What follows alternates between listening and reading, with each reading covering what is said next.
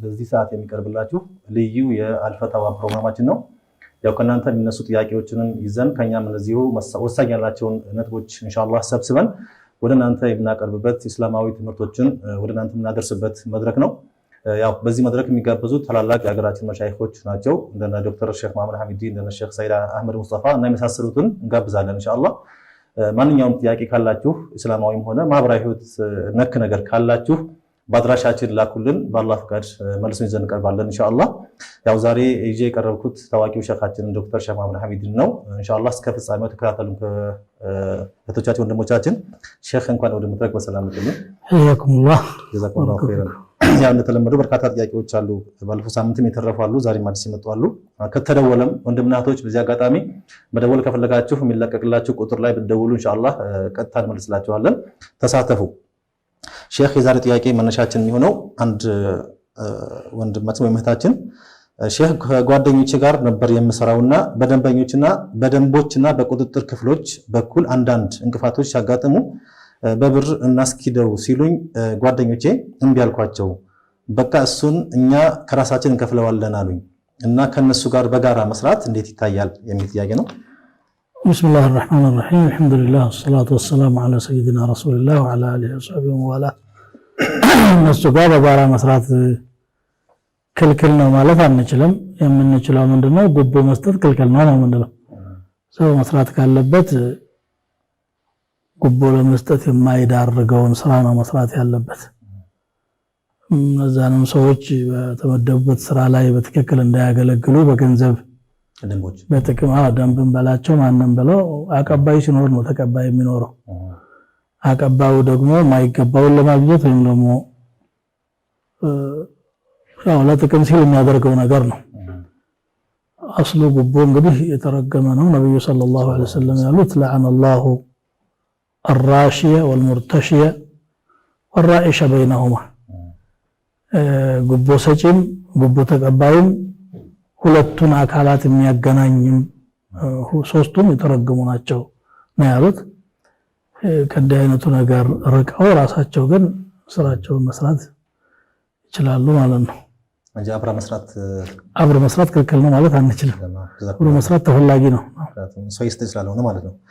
መርሐባ። ሌላኛው ጥያቄ የቴሌቪዥን አክሰሰሮች ወይም ዕቃ መሳሪያዎች መገጣጠሚያ ሊሆን ይችላል፣ ዕቃውን ራሱ ቴሌቪዥን ሊሆን ይችላል፣ እንዲሁም እንደ ካሴትና እንደዚሁ ለሙዚቃ መሳሪያ የሚገለገሉ መገልገያ የሚሆኑ ዕቃዎችን በነሱ መነገድ እንዴት ነው? ከሙዚቃ ጋር ያነካካኛል ወይ? ሙዚቃ ከተነካካ ይነካካል። ያው ሰውየው ነው እኮ መሳሪያው ራሱ ሙዚቃ አይደለም። መሳሪያው ለብዙ አገልግሎት ሊውል የሚችል ነገር ነው። ሰውየው እንግዲህ የዛ ሐራም ነገር ዝንባሌ ያለው ከሆነ ለዛ ይጠቀመዋል። አጠቃቀሙ ነው ይሄ እንግዲህ ሲላህ ذو حدين ነው። ማንኛውም ነገር እኮ ለማይሆን ነገር ከተጠቀምነው ሊያገለግል ይችላል። ይሄው ገንዘብ ለጉቦ የሰጠ እንደገና የሚበላም የሚጠጣም ነገር በሐራም በኩል መልኩ ሊሰራ ይችላል። ለምሳሌ ስንዴን ጠላ ሊያደርገው ይችላል። ይሄ አስካሪ መጠጥ ሊሰራው ይችላል። እና ስንዴ መግዛት ይቻላል ተብሎ አይጠየቅም። ስንዴ መግዛት ይቻላል፣ አሁን ችግር የለውም ያስፈልጋልም። እነዚህም ደግሞ ቴሌቪዥን ምን በላቸው ቪዲዮ ምን በላቸው ካሴት ምን በለው ሰው የቀረጸበትን ነገር ነው የሚይዘው። ያ ማቴሪያሉ ራሱ في حد ذاته የሚያመጣው ነገር የለውም፣ መገልገያ ነው እሱ እንደማንኛውም መገልገያ። ስለዚህ ዕቃውን መግዛት ክልክል ነው ሳይሆን ዕቃውን የምትገለገልበት መንገድ ሸሪዓው የፈቀደው መሆን ግድ ነው።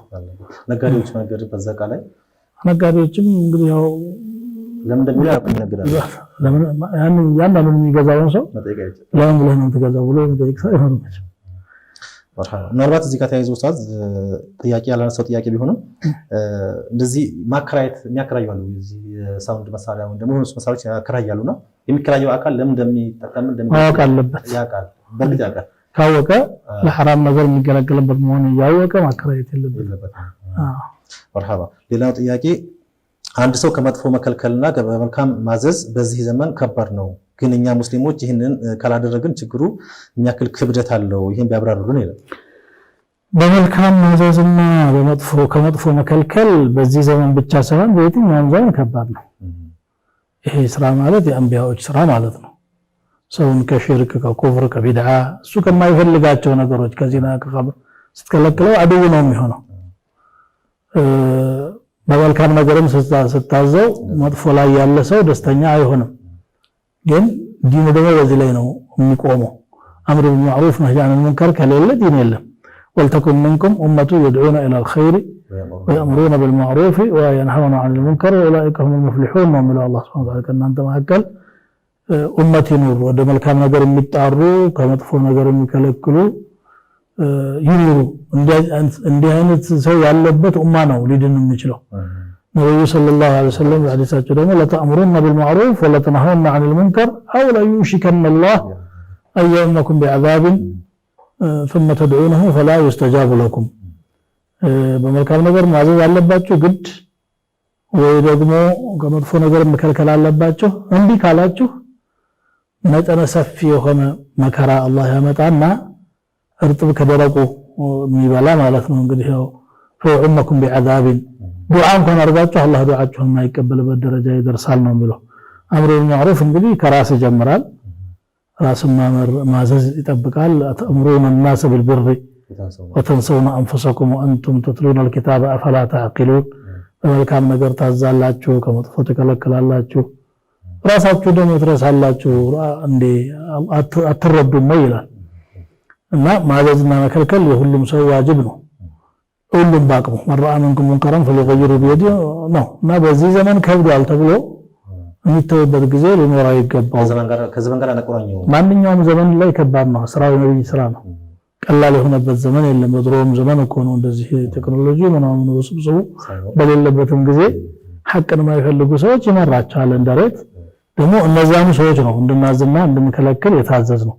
የተመለሰውና መንገድ ያለው ትምህርት ነው የሚፈልገው፣ ማስተማር ነው እንጂ ማስታወስ ነው የሚፈልገው እንጂ በአዲስ መልኩ ተቀበል አትቀበል የሚያስብል ነገር የለም ማለት ነው። ጀዛኩሙላሁ ኸይራ። ሌላኛው ጥያቄ እኔ የአካውንታንት ባለሙያ ነኝ። ከበርካታ የንግድ ተቋማት ጋር እሰራለሁኝና በወለድ ከሚስሩ ባንኮች ጋር ይሄን የኦዲተር ስራ ብሰራ ወንጀል አለብኝ ይላል? አዎ፣ ለሐራም ነገር የሚያግዝ ባንክ ብቻ ወለድ ያለው ሰው ቀጥታ ባንክ ነው የሚለው። ባንክ ውስጥ ወለድ አለ። ከባንክም ውጪ ወለድም አለ፣ ማጭበርበርም አለ፣ ማታለልም አለ። የትኛውም ሐራም ስራ የትኛውም ቦታ ነው ያለው። ለሐራም ስራ ሙያችንን እንዲያግዝ መፍቀድ ገንዘብ ተቀበለንበትም ሆነ በነፃም ሆነ ሐራምን ነገር ዕውቀታችንን ለዛ ነገር አገልግሎት የምንሰጥ ከሆነ በመጥፎ ነገር ላይ ተባባሪዎች ነው የምንሆነው።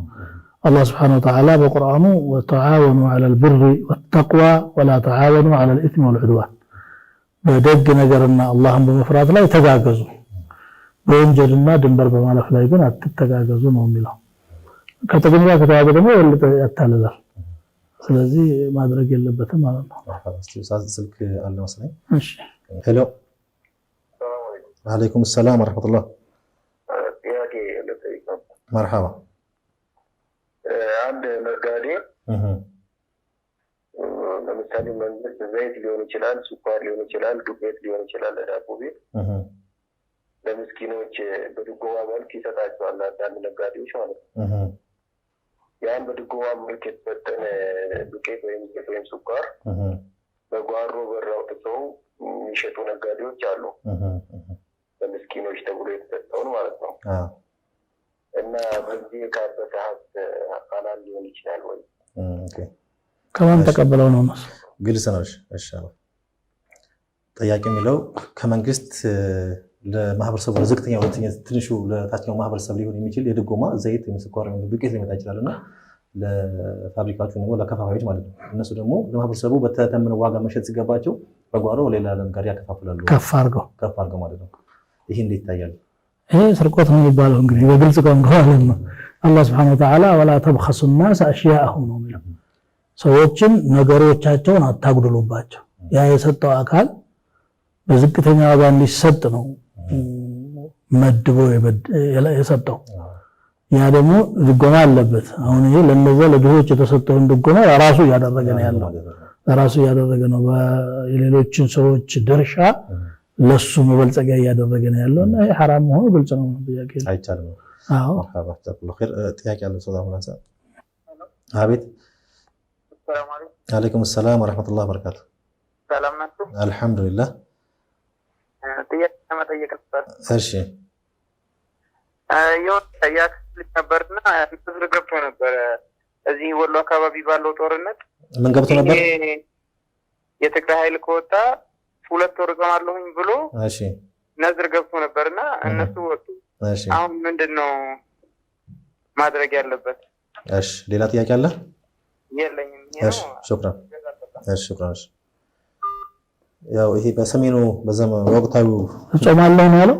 2 ወር ጾማለሁ የትግራይ ኃይል ከወጣ ማንኛውም ገባ ማንኛውም ወጣ አንድ ነገር ይሄ ነገር ከተወገደ እንዲህ አደርጋለሁ ብሎ ቃል ከገባ ያ ያንጠለጠለበት ነገር ከተከሰተ ለምሳሌ የታመመ ልጅ ነው አላህ ልጅን ካሻረ አደርጋለሁ ካለ ልጁ ካሻረ ይወገበታል። መጀመሪያ ነፃ ነበር ሰውየው እንዲህ አይነት ግዳጅ አልነበረበት በራሱ ጊዜ ነዝር ነው የሚባለው ይሄ ነዝር ነው። ስለዚህ መሙላት አለበት መሙላት ይኖርበታል። ወንጀል ነክ ነገር ከሆነ አይ ወንጀል ከሆነ ማጣዓ ከሆነ ነው ነዘር አየቱ አላህ ፈለጥዑ ወመን ነዘር አያሲ አላህ ወላ ያሲ ወንጀል ከሆነ ታዘዝ የለበት። ጾም ነው ዒባዳ ነው መሙላት ይሄ ዒባዳ ነው ወጅበታል። ለጥር መጾም ግዴታ ነው። አላህ ይበርታ ነው። ጀዛከላሁ ኸይር። አሁን ጥያቄ አለ? መርሐባ። ሰላም አለይኩም ወራህመቱላሂ ወበረካቱ። አለይኩም ሰላም ወራህመቱላሂ ወበረካቱ። ጥያቄ ለመጠየቅ ነው። እሺ በሐዋላ በሚላክ ብር ላይ ሪባ አለ እንዴ? እሺ ሌላኛው ጥያቄ ደግሞ እሺ የሆነ ነገር ስንረሳ አላሁመ ሰሊ ዐላ ሙሐመድ ማለት እንዴት ይታያል? እሺ መርሐባ። አፈ በርግና ጥያቄ እህታችን ከውጭ ሀገር በሚላኩ የሐዋላ ገንዘቦች ላይ ሪባ ወይም ወለድ አለ ወይ? ሪባ ነሲያ ሊኖር ይችላል። ሪባ ነሲያ ማለት በመዘግየት የሚመጣ ሪባ። ስለዚህ የሐዋላ ገንዘብ ቅብብሎሹ በሰዓቱ ነው መሆን ያለበት። አሁን በጣም አስቸጋሪ ነገር ሆኖ ነው እንጂ ምናልባት በባንክ በኩል የሚደረጉት ሐዋላዎች ምንዛሪያቸው ያንሳል ብሎ ሰው ስለማይፈልጋቸው እንጂ መተማመኛ ነገር አላቸው። ደረሰኝ እሱ እንደመቀባበል ነው የሚቆጠረው። ስለዚህ በዕለት ዋጋ እንደለወጥ አድርገን ልንወስደው እንችላለን። ይሄ ግን በግል በጥቁር ገበያ የሚያደርጉት ነገር ውሎ አድሮ ነው የሚደርሰውና የሪባ ሱራ በግልጽ አለበት። ለባት ደማን ጋራንቲ ቢኖርስ ያን ገንዘብ ምን ጋራንቲ ይኖረዋል? በእጅ ነው የሚቀባበሉት እነኚህ ሰዎች። ዞር ብሎ አላውቅም ቢልም እኮ አስገዳጅ ነገር የለውም። ምክንያቱም የተቀበሉት ሰነድ የለም፣ ሊኖራቸውም አይችልም። ተደብቀው ነው የሚሰሩትና ማለት ነው። ለባት አስገዳጅ ላይሆን ይችላል። አንዳንድ ቦታ ያየነው ምንድነው ወረቀት ይሰጣሉ፣ እንደዚህ ኮድ ምናምን ብር ልቅ አስቀምጠው በዚህ ጠይቅ ችግር ካለ ተመልሰህ አናግረን የሚሉ ሰዎች አሉ። አስገዳጅ ላይሆን ይችላል። ካላገለካ እኮ ገንዘቡን አልሰጠም እኮ። ይሄ የባንኮቹ እንትን እርግጠኝነት ይዘራል። ሲስተም ካለ መሰል ያስገድዳል። ሲስተም አለ። የሰዎችን ሀቅ ምንም ሁኔታ የሚከስሩም ብዙ ገንዘቦች አሉ። ቀጣይ ጥያቄዋ እህታችን የሁለተኛው አላሁመ ሰሊ ዐላ መሐመድ ሰው ሲረሳ የሆነ ነገር ሲል የሚል አባባል እንግዲህ አላሁመ ሰሊ እንግዲህም ተፈላጊ ነው፣ ግን ከመርሳት ጋር ተሳስሮ ይበል የሚል የማውቀው የለም። ለሚያጥቁት ከሪባ ጋር ምን የሚገናኝ ስራ ስራ ኖር ያለውኝ በኋላ ግን ተወብጃለሁ እና በዛ ሰዓት የነበረውን ትርፍ አሁን በኋላ መውሰድ እችላለሁ። ያው የሪባን አህካም በትክክል አልተረዳም ማለት ነው ወንድማቸው። ሪባ ማለት ተገቢ ያልሆነ ተጨማሪ ነው። ስለዚህ አንድ ሰው ያንን መጠቀም የለበትም። ያ አዩሃ الذين آمنوا اتقوا الله وذروا ما بقي من الربا إن كنتم مؤمنين። እናንተ ያመናችሁ ሰዎች አላህን ፍሩ፣ ከሪባ የቀረ ካለ ተውት ነው። የእስከዛሬውም እንግዲህ ልመና ነው ማረም ተብሎ ታህተ ዱዓ ነው ያለው። አዎ እና ያንኛው ልጠቀም ብሎ መጓጓት እኮ የለበትም በጭራሽ። አልተበተም ማለት ነው። ይሄ ሰው እንደዛ ከሆነ ታላወቀም ይችላል አላህ እንግዲህ አውቋል። ስለዚህ አይፈቀድለትም ነው አይፈቀድም ነው። ሌላኛው አንድ ሴት ሀይድ ላይ ሆና ኒካ ቢወርድ ኒካው ትክክል ነው ወይስ አይደለም? ኒካውን ለሚያወርደው ሰው ለወንዱ ሐራም ነው እንጂ ይበቃል ስላሉኝ ያብራሩልኝ ነው ብለው እዚህ ላይ ትንሽ ማብራሪያ ያስፈልገዋል። ሀይድ ላይ ያለች ሴት መፍታት ክልክል ነው። መፍታት ያለበት ሀይዳን ጨርሳ ጠሃራ ሆና ግንኙነት ሳያደርግ ነው። ቢድዓ የሆነ ፍቺ ማለት ነው።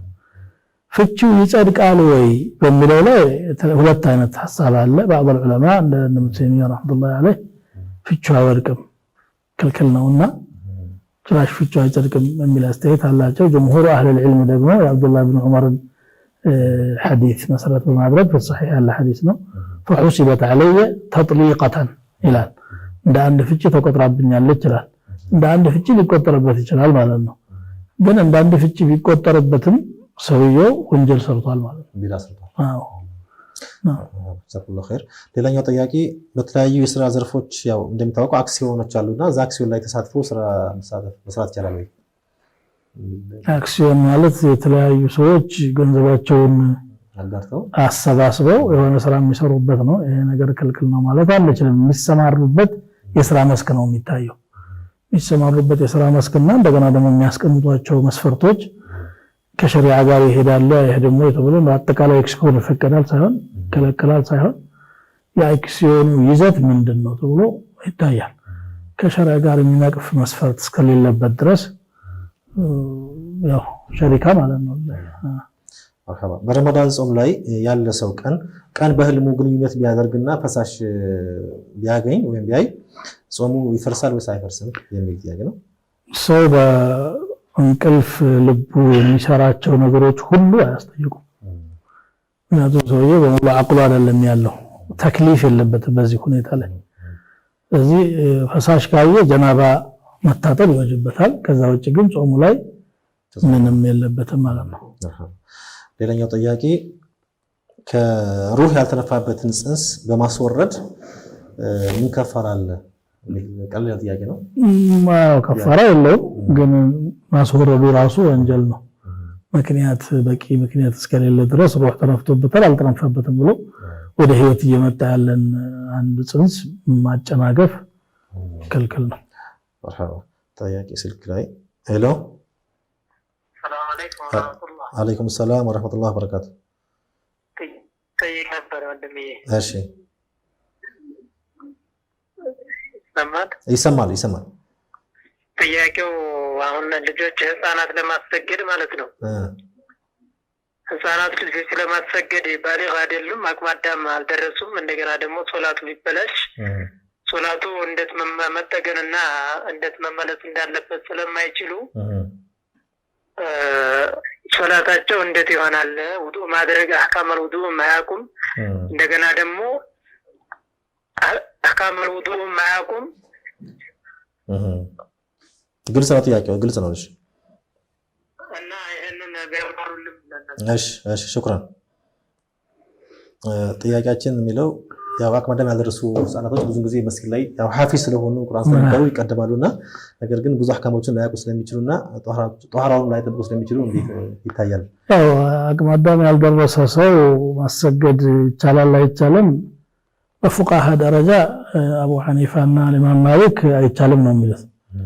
ባሊግ መሆን አለበት ይላሉ። ግን ኢማም ሻፊዒ ደግሞ ይቻላል ይላሉ። ወደ ሐዲስ ስንመጣ የአምር ብን ሰለማ ሐዲስ አለ በቡኻሪ እና በሙስሊም የተዘገበ ሐዲስ ነው፣ ሰሒህ ነው።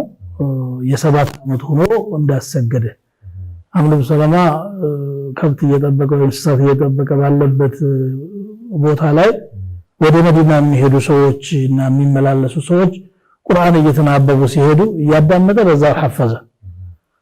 ጎሳዎቹ የሰለሙ ጊዜ ቁርአን የተሻለ ሐፈዘው እሱ ተገኘ። ወደሮ ሰምቶ ሐፈዞ ማለት ነው። ስለዚህ ኢማም አደረጉት። እንደውም ለብሰው ልብስ እንኳን አልነበረኝም በዛ ሰው ልብስ ተገዛልኝ ይላል። 7 ዓመቱ ነው። ስለዚህ ሰሒህ ሆነው ሰውዬው ሙመይዝ እስከሆነ ድረስ ነፍስ ያወቀ ውዱእ ማድረግ የሚያውቅ እስከሆነ ድረስ የሰላቱን አስተጋገድ እስከቻለ ድረስ እድሜው ልጅ ስለሆነ አይከለከልም። ካላወቀ ደግሞ ትልቅም ቢሆን አይፈቀድለትም። እንኳን ሰው ለመምራት ለራሱ ሰላቱ ሰሒህ ስላልሆነ ማለት ነው። መርሐባ ሹክራን። ጥያቄ የመጣው ወረቀት እኔ ለአንድ ያክስቴ ልጅ ብዙ ብር አበድሬ ምስክር አላደረኩም ነበርና አላህ እንዲያስመልስልኝ ዱዓ እያደረኩኝ ሙስተጃብ አይሆንልህም እያሉኝ ሰዎች ምን ይሉኛል? መጀመሪያ ሰው ገንዘብ ሲያበድር ዝም ብሎ አምነዋለሁ ብሎ ሳይዋዋል ማድረግ የለበትም። ነብዩ ሰለላሁ ዐለይሂ ወሰለም ጋራ እንኳን ሱሐቦች ሲዋዋሉ ጽፈው ነው ሲዋዋሉ የነበሩት። هذا ما صالح عليه محمد العداء بن خالد ብለው ነብዩ ሰለላሁ ዐለይሂ ወሰለም ራሳቸው ለሱሐቢ የጻፉበት ሁኔታ አለ። ቁርአን ደግሞ ገንዘብ ልውውጥ በውልና በጽሁፍ መሆን እንዳለበት ያስተምራል። ያ አዩሀለዚነ አመኑ ኢዛ ተዳየንቱም ቢደይንን ኢላ አጀልን ሙሰመን ፈክቱቡሁ እስከተወሰነ ጊዜ ድረስ የሚቆይ ዕዳ የምትበዳደሩ የምትለዋወጡ ከሆነ ጻፉት። ወልየክቱብ በይነኩም ካቲቡን ቢልዐድል እንደውም የሚጽፈውም ሰው መስፈርት ተቀመጠለት። በመካከላችሁ ፍትሃዊ የሆነ ሰው በፍትህ ይጻፍ። ወላ በካቲቡን አየክቱበ ከማ ዐለመሁ ላህ አላህ እንዳስተማረው ደግሞ መጻፍ የሚችል ሰው አላዋውልም ብሎ መከልከል የለበትም። አይሆን አገልግሎት ክፍያ ሊጠይቅ ይችላል። فليكتب ولمن الذي عليه الحق وليتق الله ربه ምስክርም መኖር አለበት ይላል። ስለዚህ ምንም ምስክር ሳይኖር ወንድሜ ነው እህቴ ነው አክስቴ ናት ምናምን እያሉ ያለ ውል መስጠት የፈለገ መተማመን ቢኖር እንግዲህ ከረሱል ሰለላሁ ዐለይሂ ወሰለም የበለጠ የሚታመን የለም። ከሰሃባ የበለጠ እሳቸውን ደግሞ የሚያከብርና የሚያምን የለም። ህግ ነውና ተጻጽፋችሁ ተቀባበሉ ነው የተባለ። ሰው ይረሳል። ሐታ መንገድ ላይ እንኳን ሆነን ለመጻጻፍ ሳስልክ ግባው ያፉ አለይኩም ሰላም ወራህመቱላህ አልሐምዱሊላህ። እሺ መርሐባ። ጥያቄው ከኹፍ ጋር በተያያዘ ነው። ከወቅፍ ጋር እሺ። ኹፍ በኽልፍ ላይ ማባስ ይቻላል ወይ? የመጀመሪያው እንደሁም ሁለተኛው ደግሞ እሱ ለኹፍን እንደካል መጠቀም እንዳሉ ሆኖ አንዳንድ መስጊድ ላይ በኹፍ ማካልስ ላይ አብሰን ሲገባ ያስወልቁናል ማለት አይቻልም ብለው ያስወልቃሉና ከወለቀ የውዱ ስርዓት ይበላሻል። ይሄን ለመጠየቅ ነው። መርሐባ ሹክራን። ወንድማችን ሁለት ጥያቄ ነው የጠየቀው። አንደኛው የጀመርነው እንጨርስ። መጀመሪያ ምን ነበር የጀመርነው? ያለ ጽሁፍ ወይም ደግሞ አብር ለጎትጃ በደ እንግዲህ አለመጻፏ ስህተት ነው። አሁን ደግሞ አይመለስልኝም ብላ ሰግታ ዱዓ ብታረግ ዱዓሽ ሙስተጃባ አይሆንም ብሎ የተናገራትም ሌላ ስህተት ነው። ዱዓ ማድረግ ቢከለክል ነገር የለም። ሙስተጃብ የማይሆንበት ሰበብም አይደለም። ይሄ አለመጻፏ የዱዓውን በር የሚዘጋባት ስላልሆነ ችግር የለውም ማለት ነው። ጀዛከላሁ ኸይር። አሁን የወንድማችን ደውሎ የጠየቀው ጥያቄ ያው በኹፍ ማበስ ይታወቃልና በካልሲ ላይ እንደ ኹፍ ታስቦ ካልሲ ማበስ ይቻላል ወይ? ሌላው ደግሞ መስጊድ ስንገባ ያን ያበስንበትን ያስገድዱ እንድናወጣ ስናወጣ ያ ውዱ ይበላሽብናል ወይ? ሁለት ጥያቄ ነው። ካልሲ ላይ ማበስ ይቻላል ወይ? ፉቃሃዎች ብዙዎቹ አይቻልም ነው የሚሉት። ጠንካራ የሆነ ጫማና ቁርጭምጭሚት ድረስ የሚሸፍን መሆን አለበት። ሊንቀሳቀስበት የሚችል يمكن ተታብዑ المشي ነው ብለው አንድ አምስት መስፈርት ያስቀምጣሉ። እነዛ መስፈርቶችን የሚያስቀምጡት ኹፍ መጀመሪያውንም የተፈቀደው ለሙሳፊር ተብሎ ነው። መሰረቱ መሸቃ ስለሚኖረው እንትን ከሆነ ግን ካልስ ከሆነ ግን ለርቀት የሚያገለግል ስላልሆነ ሊታበስ አይችልም ይላሉ። ላኪን الصحيح በካልስም ላይ ማበስ ይቻላል ሸርጡን አሟልቶ እስከለበሰ ድረስ። ምክንያቱም ከሰሃቦች ተገኝተዋል ወደ 13 ሰሃባ በዚህ መልኩ መስህ ያደረጉ አሉ። እንግዲህ ፈህመ ዲን ከነሱ የተሻለ አይኖርንምና ይቻላል ነው። ካልሱም ካወለቀ ውዱ ይፈርሳል ለሚለው ውዱ አይፈርስም። ባያን بعض العلماء ምንድነው የሚሉት ካልሱ ከወለቀ እግሩን ማጠብ ይወጅበታል። ምክንያቱም መስህ ላይ ነበር ኢዕቲማድ የሆነው ያልታጠበው ካልሱ ነበር። ያው ሌላው እጁን ፊቱን ታጥቧል፣ እግሩ ነበር ያልታጠበው መስህ ተተክቶ ነበር። መስሑ ደግሞ ሸርጡ ጎደላውን ጫማው ስለወጣ ስለዚህ ሄዶ እግሩን ማጠብ አለበት ይላሉ። በተለይ ሻፊዒዎች ይሄን ይላሉ። ለምን እንትንም ውዱ መከታተልም እንደ መስፈርት ስለማያስቀምጡ ሙታባዓ ማለት ነው። بعض اهل الحديث ان ابن المنذر ሌሎችም እንግዲህ ደግሞ ምንድነው የሚሉት ኹፍ ማበስ ማለት ራስን በጥምጣም ላይ እንደማበስ ነው። ጥምጣሙ ቢወልቅ መልሰህ ራስህን አብስ ያለው የለም። ስለዚህ ኹፍን ቢወልቅ መልሶ እግሩን ማጠብ ግዴታው አይሆንም ይላሉ። እንደው ለእህቲያቱ ቢታጠብ የተሻለ ነው። والله اعلم። مرحبا جزاكم الله خير። ቀጣይ ጥያቄ ስልክ አለ እስኪ ሰርች። ሄሎ አለይኩም ሰላም ወራህመቱላህ። አቤት ፈትዋ? ፈትዋ ነው። ጥያቄ ነበረ። እሺ እንጠይቅ? ጠይቅ። ሰላተል ቀስር ነው። ቀስር ሰላት እንዴት ነው? እሺ ሰላተል ቀስር አሰጋገዱ ነው። አዎ እሺ ኢንሻአላህ። ሌላ ጥያቄ አለ? ገጥታው ሁለት ወርኛል እና ምን ያህል ነው ዛሬ ነገ ሄዳለሁ እያልኩ ምን ያህል ጊዜ ነው የሚቀጠረው ሁለት ረካ? እሺ شكرا እሺ አለይኩም ሰላም አለ ወንድማችን ስለ ሶላተል ቀስር ነው እንዴት አድርገን የምናሳጥረው ዛሬ ነገ ያለ ሰው ሳይመለስ ቢቆይ እስከ ስንት ጊዜ ሊያሳጥር ይችላል? ቀስር ማለት 4 ረካ የነበሩ ሶላቶችን ሁለት አድርጎ መስገድ ማለት ነው። ይሄ ዙህር ላይ አስር ላይና ኢሻ ላይ ይሰራል። መግሪብ አይቀሰርም፣ ያው 3 ነው የሚሰገደው። ሱብህም ደግሞ ሁለት ናት፣ አይጨመርም አይቀነስም። ይሄ የተፈቀደበት ሰውየው ወደ ራቅ ወዳለ ቦታ ሲሄድ ሊቸገር ይችላል እና ቀልጠፍ አድርጎ ሁለት ረካ አንድ ሰግድ ወለይሰ አለይኩም ጁናሁን አን ተቅስሩ ምን الصلاه ብሎ እንዳለው በመጀመሪያ በጦርነት ሰበብ ነው የመጣው። ከዛ በኋላ ደግሞ ተሰደቀቱን تصدق الله على عباده ቀስር ማለት ይሄ ነው። እንግዲህ ስለ ቀስር ስለጠየቀን ወንድማችን ርቀቱ እስከ 84 ኪሎ ሜትር ገደማ አይነት ርቀት ከሄደ ነው ቀስር ማድረግ የሚችለው። ካለባት ከተማ ወጥቶ ፈዳእ ላይ ወይም ደግሞ ሜዳ አካባቢ ላይ ከደረሰ ጀምሮ አሳጥሮ መስገድ ይፈቀድለታል። የሄደበት ቦታ ላይ ዛሬ ነገ ብሎ መህል እንደሚቆይ የሚያውቅ ከሆነ ከአራት ቀን በላይ የሚቆይ መሆኑን ካረጋገጠ የሞላ መስገድ ነው ያለበት። አይ በአጋጣሚ እንግዲህ አንድ ቀን ውዬ በማግስቱ ሄዳለሁ አይነት ነገር አስቦ ከሆነ በማግስቱ እንኳን መሄድ ባይሳካለት አይ ከነገ ወዲያ ሄዳለሁ ካለ ማሳጠር ይችላል። ጉዳዩም ያቆየው መሆኑን ካወቀ ሞልቶ ይሰግዳል ማለት ነው። خير جزاكم الله خير። ሌላኛው ጥያቄ ሴት ልጅ አቅመ አዳም ከደረሰችና ነፍስ አዋቂ ሆና ትልቅ ከሆነች ራሷን በራሷ መዳር ያለ ወልይ ያለ ዘመድ መዳር ትችላለች ወይ? ጥያቄ ነው። አይ ሴት ስለሆነች ነው ወልይ ያስፈልጋት። የእድሜ ገደብ አይደለም። ወልይ ከእድሜ ገደብ ጋር አይያያዝም። አላህ Subhanahu Wa Ta'ala ወደ አውሊያዎች ነው ኒካህ የማሰር ነገር ኢስናድ ያደረገው ያስጠጋው በቁርአን ላይ فلا تعضلوهن أن ينكحن أزواجهن እንደው ከባሏ ጋር ተጣልታ እንኳን በሆነ አጋጣሚ አንድ ፍቺ ፈቷት እዳብ ያልቅና ርቅና አርግ ቢሉ አትከልክሏቸው ይላል።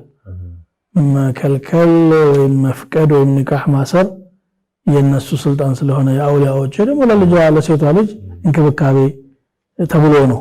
ከቤተሰቧ ተነጥላ የሆነ ባዕድ የሆነ አካል ጋር ነው የምትገባው። የቤተሰብ ድጋፍና አብሮነት ያስፈልጋታል። በዚህ መልኩ ነው ኒካህ መደረግ ያለበት። ኒካህ ደግሞ በመሰረቱ መታወጅ ነው ያለበት። ቤተሰብ እስካለ ወልይ እስካለ ድረስ ለምንድን ነው በሌላ ሰው ማሰር ወይ ደግሞ እሷ በራሷ ማሰርስ የተፈለገው? መቅሱድ الشرع من النكاح ያልጠበቀ ነው ማለት ነው። ስለዚህ ዘመቀርቱ ባድም እንዲሰማ የሚፈለግ ነገር ከወላጅ ደብቆ ከወንድም ከጎት እንደዚህ ደብቆ ኒካህ ማድረግ ኒካህ አይደለም። ይሄ ሲፋህ ነው የሚሆነው። والعياذ بالله جزاكم الله خير شيخنا ان شاء الله እስኪ ከፍታ በኋላ እንመለሳለን። ከፍታ በኋላ ተመልካቾቻችን ይህ የፈትዋ ፕሮግራማችን ነው። ኢንሻአላህ ከፍታ በኋላ እንመለሳለን። ሳትርቁ ጠብቁ። فاسألوا أهل الذكر إن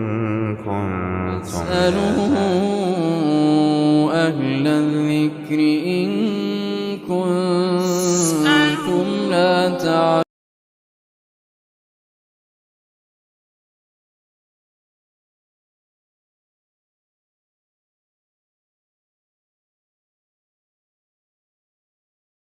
ዳዕዋ ቲቪ ልዩ የፈትዋ ፕሮግራማችን ኢንሻአላህ በየሳምንቱ ሐሙስ ከ2 ሰዓት ተኩል እስከ 3 ሰዓት ተኩል ድረስ የሚቆየው የጥያቄና መልስ ፕሮግራም ነው። እስከ ፍጻሜው አብራችሁ ቆዩ።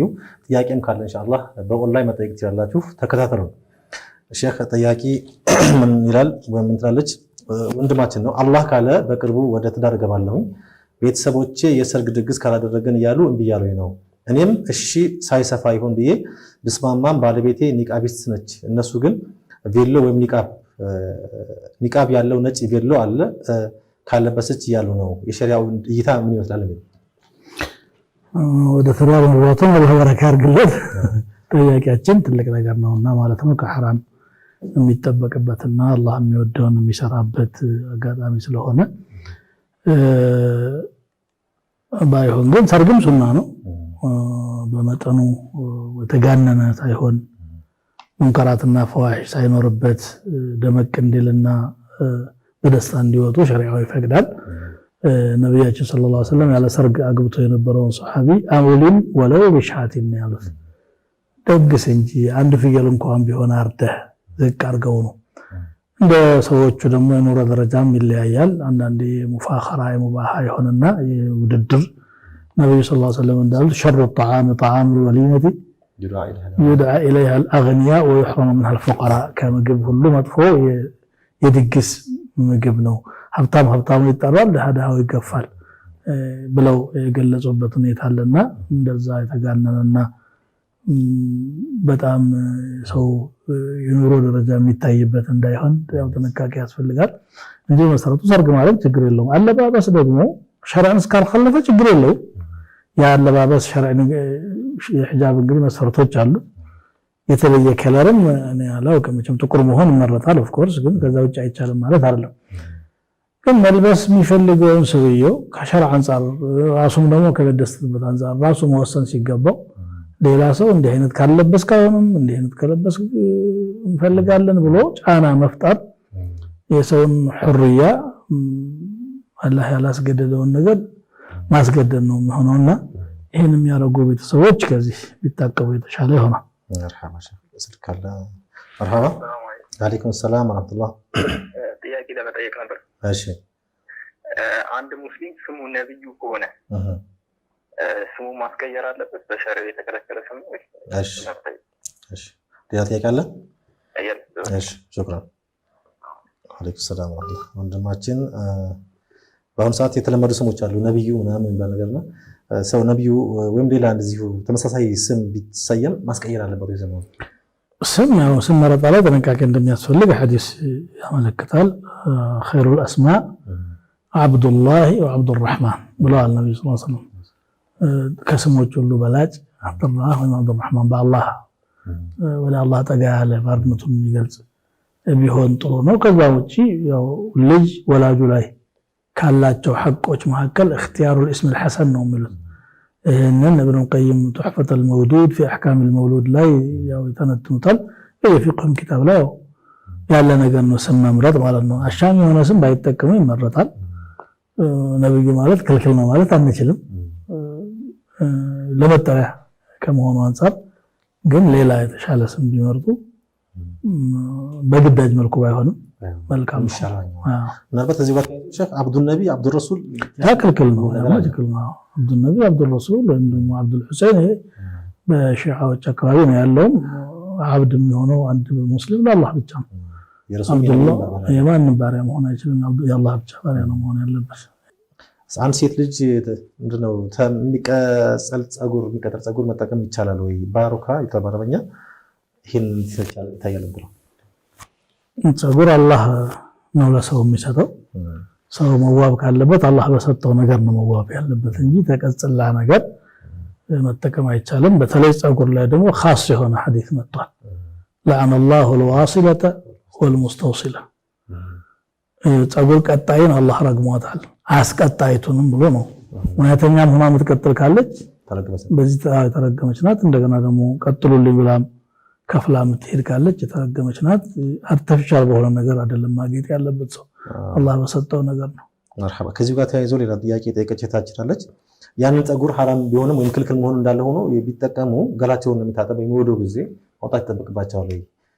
ውዱ ለማድረግ አሁን በዚህ በአርቲፊሻል ጸጉር ላይ ውዱ ቢያብስ ውዱ አይሆንም። ጸጉር አላበሰም፣ የራሱን ጸጉር አላበሰም እኮ ሌላ ነገር ነው ያበሰው። የፈረስ ጸጉር ሊሆን ይችላል። ጀዛኩሙላህ ኸይር። ሌላኛው አረንጓዴ ቀለም በሸሪዓችን ቦታ አለው ሱና ነው ለሚሉ ሰዎች ሸሪዓው ምን ይላል? አረንጓዴ ቀለም ላይ የተለየ ነገር አላውቅም። ነብዩ ሰለላሁ ዐለይሂ ወሰለም ነጭ ነበር የሚወዱት። البسوا من ثيابكم البياض وكفنوا فيها موتاكم ነጭ ልበሱ የሙታኖችንም ገንዙበት ያሉበት ሐዲስ አለ። ጥቁርም የለበሱበት ሁኔታ አለ። ጥቁር ጥምጣም ጠምጥሞ ነብዩ ሰለላሁ ዐለይሂ ወሰለም መካ የከፈቱ ጊዜ አማመተን ሰውዳ ያደረጉበት ሁኔታ አለ። ሌላም ከለር ማንኛውም የተከለከለ አንዳንድ የኩፋሮች መለያ ይሆን ለምሳሌ ቢጫ ምን ثياب الكهان ወይም ደግሞ ቀሳውስትና የካህናት ልብስ ነው ብሎ የሚከለክሉ ሐዲሶች አሉ። የተወሰኑ ለሆነ ምክንያት የሚከለክሉ ካልሆነ በስተቀር ማንኛውም መልክ የአላህ ነው። አረንጓዴ ላይ ልዩ የሆነ ነገር እናላቅም። የጀነት ሰዎች ልብስ ነው ብሎ አንዳንድ ሪዋያዎች አሉ። ኹድሩል ጀና ይላል። ሲያቡ ሱንዱስን ኹድሩ ይላል ሐዲሱም ራሱ ሱንዱስ የሐርጥ አረንጓዴ ልብሶችን ለብሳሉ የጀነት ሰዎች ይላል። ያ ግን የዱንያ ላይ ያለን ሁክም አያሳይም። እዚህ ዱንያ ላይ የማይፈቀዱ ነገሮች ሁሉ እዛ ይፈቀዳሉ። ለምሳሌ ወርቅና ብር ለወንዶች ክልክል ናቸው፣ ግን فإنها لهم في الدنيا ولكم في الآخرة ለእናንተ በአኺራ ነው የሚለው። እንግዲህ የዘነጋሁት ሐዲስ ካለ እንጂ እስከማውቀው ድረስ የተለየ ፈዲላ አላውቅም። መርሐባ። ሌላኛው ጥያቄ እኔ የኦሮሞ ብሔር ተወላጅ ነኝ፣ ሙስሊም ነኝ። ያው እንደመሆነ መጠን ሰሞኑን ሊከበር ያለ ኢሬቻ በዓል አለ። ያው አውሮፓ ነው የምኖረው ነው የሚለው እና ይሄን ኢሬቻ በዓል አንዳንዱ ሙስሊም ያከብረው፣ አንዳንዱ ያከብረውም፣ አንዳንዱ ይቃወማል፣ አንዳንዱ አይቃወመውም። ብሔራዊ ነው የብሔር ነው የምናምን ይላልና ሸሪዓዊ እንደው ሰፋ ያለ ትንታኔ ሰጥቶኝ የሚል በሸሪዓችን የሚከበር በዓል 2 ቀን ብቻ ነው ያለው። እንግዲህ ሁሉም መዛሂቦች ላይ ሁሉም የፊቅህ ኪታቦች ላይ ኪታቡል ዒደይን ባቡል ዒደይን ነው የሚለው። በሁለት ነው የሚያመጣው። ዒድ አልአድሓ አለ፣ ዒድ አልፊጥር አለ። ኢሬቻን ነጥሎ ስላነሳ ብቻ ሳይሆን ማንኛውም በዓል በሸሪዓ በዓል ተብሎ ሊከበር አይችልም። ይሄ ደግሞ ከሆነ ባህል ጋር የተያያዘ ነው። ምናልባትም አንዳንዴ ከእምነት ጋር ነው ይያያዛል። የሆኑ ዛፍን፣ ወንዝን መጀመሪያ እስልምናን ያልተቀበሉት የዚህ የተጠቀሰው ብሔር አባላት የሚያከብሩት ይሆናል። ሌላ አካባቢ ላይ ደግሞ ሌላ ይከበራል። ወደ ሰሜን ብትሄድ የሚከበሩ ዛፎች አሉ፣ ቅቤ የሚቀቡ አሉ፣ ጎበደኖች አሉ። ወደ ደቡብ ስትሄድ ደግሞ ሌላ አለ። ዋቃ የመብረቅ አምላክ የሚባል ነገር ነበረ። ያን እንግዲህ ብሎ መውሩስ ሰቃፊ ጃሂሊ የነበረው ነገር ሙስሊሞችም ዝም ብሎ በስመ ብሔር አሁን ይሄ ነገር በጣም የተጋነነ አልነበረም። አንድ አካባቢ እዚህ ሸዋ አካባቢ የነበረ ባህል ነው።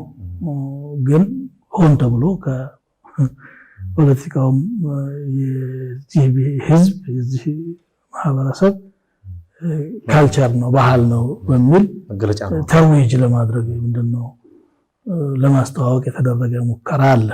ከእስልምና አንፃር ግን የእስልምና አካል አይደለም። ይሄ ግልጽ ነው። እስልምና አካል እንዳልሆነ እስልምና አካል ካልሆነ ደግሞ የሌላ አካል ነው የሚሆነው። ስለዚህ እንዲህ አይነት በዓል ላይ ለዚህ ማህበረሰብ የሚጨምርለት አንዳችም ነገር የለም። ወይ መብቱን አይጨምርለት ወይ ልማቱን አይጨምርለት። ጀስት የሆነ እምነት ነው እሱ። ይሄን የመሰሉ ሌሎችም እምነቶች አሉ፣ በየቦታውም ያሉ ነገሮች ናቸው። በቃ ያልወተንያ የሆኑ ነገሮች ማለት ነው። ስለዚህ እዚህ ላይ አንድ ሙስሊም የሆነ ሰው መሳተፍ የለበትም። ያው ተያይዞ እዚሁ ጋር ሳንወጣ ጥያቄዎች መተርጁ ሰሞኑን የሚከበር ያው መውሊድ ይባላል። በየዓመቱ የመጣ ሙስሊሙን አንድነት የሚፈታተን ሁላችንም የምናውቀውና እንግዲህ በቃላይ በቃም እንዳለ ሆኖ ሼክ ነግሮናል። ግን ለሙስሊሙ አንድነት፣ ለሙስሊሙ መተባበር፣ ለሙስሊሙ ለብዙ ነገር ትንሽ ፈተና የሆነ ነገር አለና እዚህ ጋር እንደው ሸሪዓውን እንደገና ደግሞ ምክራዊ ትንሽ ምን አዲስ ነገር የምለው የለኝም። ይሄም ከሁለቱ ዒዶች አይደለም። ያው ሰዎች በራሳቸው ጊዜ የፈጠሩት ነው። ሁሉም ሙስሊሞች ሁሉም ዑለማዎች ቢድዓ መሆኑ ላይ ይስማማሉ። አንድም ኺላፍ የሚያነሳ የለም። የሚያከብረውም ጭምር ማለት ነው ይፈቀዳል ያሉት ዑለማዎች ጭምር ቢድዓ ነው የሚለው ላይ ይስማማሉ። ባይሆን ቢድዓ ቢሆንም ጥሩ ቢድዓ ነው፣ ቢድዓቱን ሐሰና ነው የሚል ነገር ነው የሚያነሳው። ቢድዓቱን ሐሰና የሚል ነገር አለ ወይ ከሸርዕ አንፃር ብሎ አያትና ሐዲስ ስናይ መቼም ጥሩ ቢድዓ የሚባል ነገር የለም። ኩሉ ቢድዓትን ضلالቱን ነውና ያን ያክል ደግሞ ሰዎች ሊያጋንኑትና ሊያናፍሱት እንደውም ደግሞ ሊጋጩበትም አይገባም። ያው የሚሰሩት ሰዎች ሙስሊሞች ናቸው። አብረን እንጾማለን፣ አብረን እንሰግዳለን። አዳዋ ፈጥረን የምንቃረንበት ነገር የለም። የዕልም መስአላ ነው። በዕልም ቋንቋ እንነጋገርበታለን። ጀዛኩሙላሁ ኸይር። ስልክ አለ። ሄሎ፣ ወአለይኩም ሰላም ወራህመቱላህ። ዳዋቲ ጥያቄ መጠየቅ ፈልጌ ነበረ። ጠይቅሽ። ከስር ሰላት ላይ ለምሳሌ የምንኖርበት ሀገርና የስራ ቦታው ከ84 ኪሎ ሜትር በላይ ቢሆንና በ2 ቀን በ3 ቀን የሚመላለስ ቢሆን ከስር መስገድ ይቻላል አይቻልም? እስቲ ድገማው ስራ ጥያቄውን። ለምሳሌ የስራ ቦታውና የሚኖርበት ቤተሰቦች ልጆቹና ሚስቱ የሚኖርበት የሆነ ቦታ ሆኖ ለምሳሌ ባህር ዳርና እንጅባራ 110 ኪሎ ሜትር ነውና በሁለት ቀን በሶስት ቀን የሚመላለስ ቢሆን ለምሳሌ እኔን ነው ኤግዛምፕል አድርጌ ከስር መስገድ ይችላል ነው አይደለም? እሺ ግልጽ ነው። እሺ ሸክራንሽ ወንድማችን ስለ ሶላት ማሳጠር ነው ይጠይቃለው።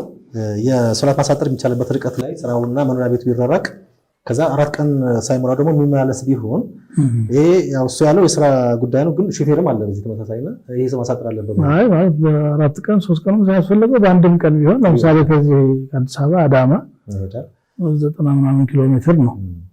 ጉዳይ ኖሮት የሚሄድ ከሆነ ዙህር እዛ ቀስራ አድርጎ እዚህ 10 ሲመለስ ሞልቶ መስገድ ይችላል። ይመላለስ ችግር የለም። ጉዳይ ተፈቅዶለት ከሄደ ተፈቅዶለታል እኮ ለሱ ነው የተፈቀደው። መርሐባ ስለተደጋገመ ይከለከላል የሚል ነገር የለም ማለት ነው። ሌላኛው ጥያቄ አንድ ሰው ያለውን ንብረት ለሚስቴና ለልጆቼ ብሎ ለሆነ አካል መድቡ ሊሞት ሲል አካባቢ ለነሱ ብቻ ሌሎቹ እንዳይወርሱ ወንድምና እህቶቹ እንዳይወርሱ አድርጎ መገደብ ይቻላል ወይ የሚል ጥያቄ ነው። እስኪ ግን ስልክ አለው ከሳውዲ። ሄሎ አለይኩም ሰላም ወራህመቱላህ። በቀደም ጠይቄ ነበር አልተመለሰልኝም። እሺ አሁን ጠይቅ። እንዴት ነበር ጥያቄው? ባለማህር የታሰረ ንካ ባጢል ይሆናል ወይ? ባለማወቅ ማለት ነው። ለቤተሰቡ ከሰጠ ለአባትነቷ መርሐባሽ አሁን መስጠት ይችላል። ሰው ንካው ባጢል ነው እንዴት ማድረግ ይቻላል? መርሐባሽ ታገኛለህ መልስ ኢንሻአላህ። አሁን ንካ አስረናል ብለው እሺ ወንድማችን በጽሁፍም ልኮል ነበረ። ባለማወቅ መህር ሳንጠራ ምናልባት ለድግስ ማውቶ ሊሆን ይችላል። ለወላጆች የሚሰጥ በባህል መሰረት አለ የሚሰጥ ጥሎሻልና ያን ሰጥቶ መህር ሳይጠራ ተጋብተዋል። ይሄ ኒካህ ይበቃል አይበቃም? ሌሎቹ ሸርጦች ከተሟሉ ወልይ ካለ ምስክር ካለ መህር ባለመጠቀሱ ኒካሁ ባጢል አይሆንም። ባይሆን አሁን መህሩን መወሰን ላይ መጀመሪያ በፈለጉት ነገር መስማት ይችሉ ነበር። ይፈልጉ ሚሊዮን ሊሉ ይችላሉ፣ ይፈልጉ 50 ብር ሊሉ ይችሉ ነበር። አሁን በሰዓቱ ስላልጠሩ አቻዎቿ ባገቡበት መልክ መክፈል አለበት ነው። መህሩ አይቀርም። መህሩ የሚወሰነው መህረል ሚስል ይባላል። ለምሳሌ እህቶቿ፣ አክስቶቿ ልጆች በእነሱ ኑሮ ደረጃ ያሉ አቻዎች የተከፈላቸውን መህር መክፈል ነው ያለበት እንጂ ኒካሃቸው ሳይ ነው ችግር የለውም። መርሐባ ጀዛኩላሁ ኸይር።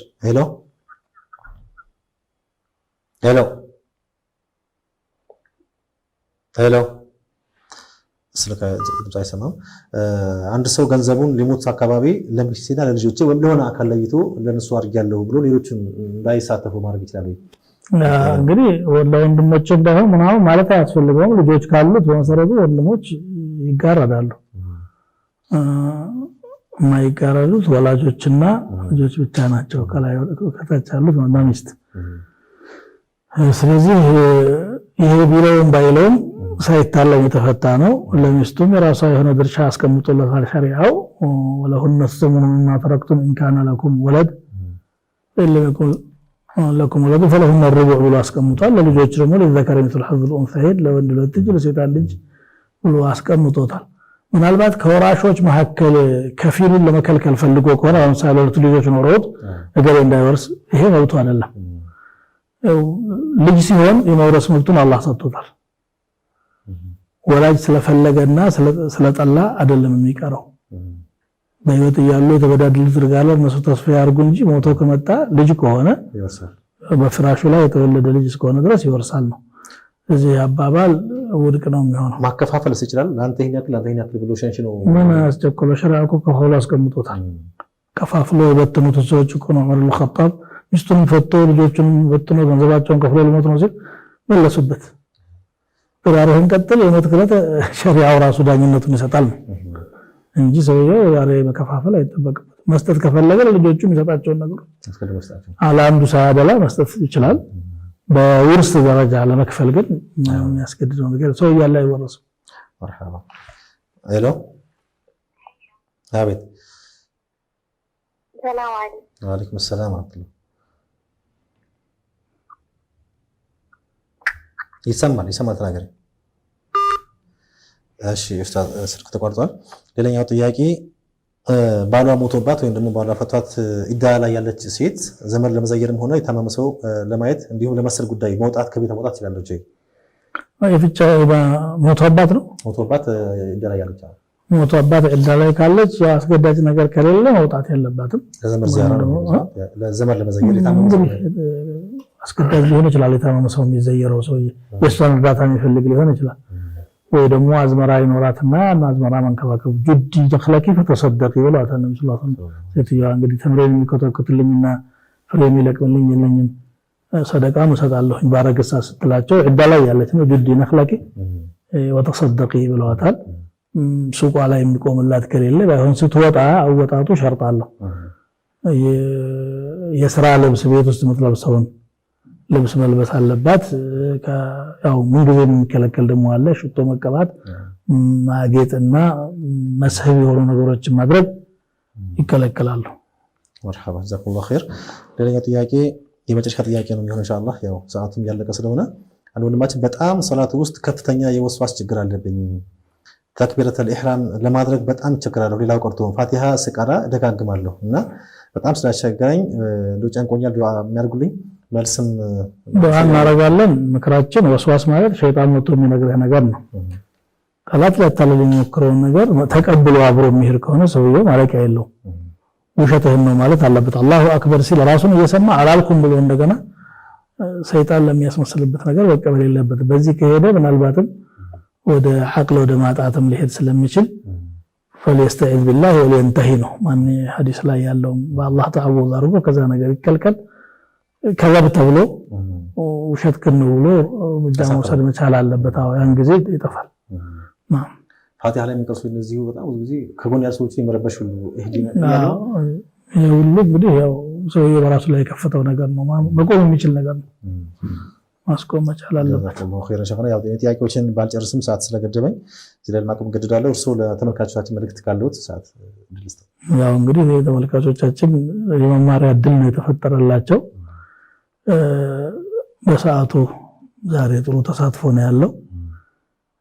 የምናቀርበውን ትምህርት ትኩረት ሰጥተው በቀላሉ ቂራአት መሄድ ሳያስፈልጋቸው የሚያስፈልጋቸውን አህካም እየቀረበላቸው ስለሆነ እንዲጠቀሙበት ምክሬ ነው። አጠቃላይ ያው በዳዕዋ ቲቪ ላይ የምናቀርባቸው ትምህርቶች ያው ዳዕዋ ቲቪ ማለት ትምህርት ቤት ማለት ናት። ትኩረት ሰጥተው እንዲጠቀሙ ግብዣችን ነው። አላህ ኸይሩን ይወፍቀን። ጀዛኩሙላሁ ኸይር ሸኻችን እዚህ መተው ስለሰጡን አስተያየት ስለሰጡ መልስ ምክር ሐሳብ በጣም እናመሰግናለን። ተከብራችሁ እናቶቻችን ይህ የፈትዋ ፕሮግራማችን የዛሬው ዕለት በዚህ ይጠናቀቃል። በአላህ ፈቃድ ቀጣይ ሳምንት በተመሳሳይ ሰዓት ኢንሻአላህ እንመለሳለን። ጥያቄ እንደዚሁም ኢስቲፍሳራት ካላችሁ ማብራሪያ ጠይቁ ከሆነ በአድራሻዎቻችን ላኩልን። እንዲሁም ደግሞ በኦንላይን ደውላችሁ ማግኘት ይችላላችሁ ኢንሻአላህ። የዛሬው እዚህ ላይ ያበቃል። ወቢላሂ ተውፊቅ ወሰላሙ አለይኩም ወራህመቱላሂ ወበረካቱ።